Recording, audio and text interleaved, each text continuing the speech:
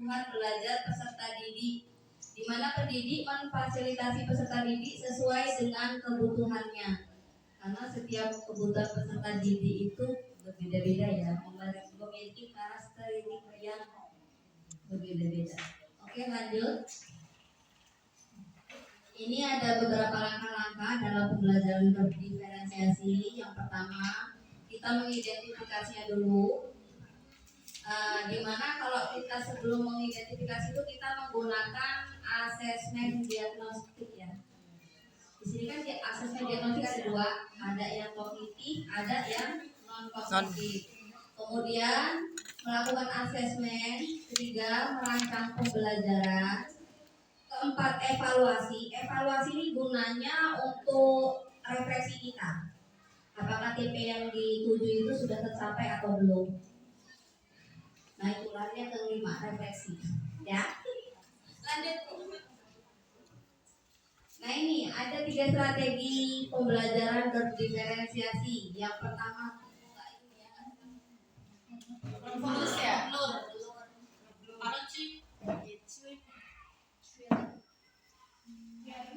Pas. Dikit lagi.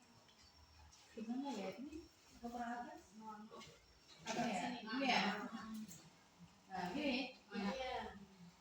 Tiga strategi pembelajaran berdiferensiasi. Yang pertama, diferensiasi ketiga ya. Yang pertama diferensiasi konten, proses, dan produk.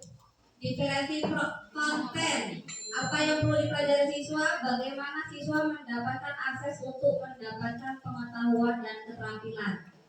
Dari diferensiasi konten ini maksudnya gini loh Bapak Ibu, pada saat kita mau melakukan pembelajaran itu kan kita kan mau ngasih materi ya. Nah, materinya itu sesuai dengan minat, kebutuhan peserta didik itu sendiri. Ya, jadi nggak harus melakukan pembelajaran itu hanya berpaku pada satu konten.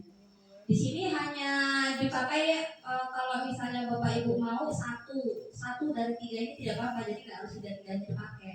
Kalau tiga-tiganya dipakai hebat, jadi benar-benar kerjanya luar biasa. Kurang sita. Yang Mbak Linda. Lanjut ya.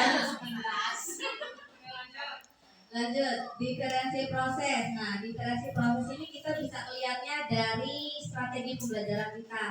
Apakah strategi pembelajaran kita untuk ke semua murid itu hanya menggunakan satu strategi saja, atau dari murid yang sudah dipeta-petakan tadi berarti kita menggunakan beberapa strategi, nggak hanya satu. Paham ya?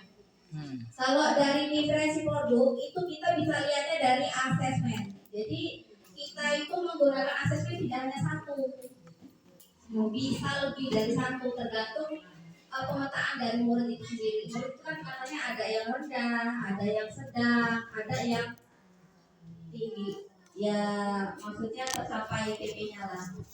Lanjut Bapak Ibu. Sudah ada pertanyaan nggak? Sampai sini ada pertanyaan nggak? Belum. Lanjut. Ini siklus proses diferensiasinya. Ini digunakan kalau setiap kalian melakukan pembelajaran, ya, diawali dengan asesmen diagnostik. Kalau saya kan asesmen diagnostiknya hanya saya gunakan dalam taruhlah sekarang setahun 2 kali. Jadi setidaknya ada peningkatan lah, ya.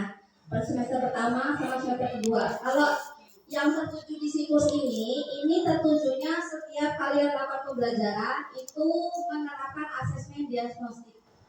Bebas ya. Ada yang setiap mau pembelajaran, ada yang hanya di awal tahun saja. Nah, kalau yang untuk setiap pembelajaran siklusnya dari melakukan asesmen diagnostik tadi, itu kan kita ketahuan tuh siswa yang siapan belajarnya, minat sama gaya belajarnya dipeta-petakan tadi, ya.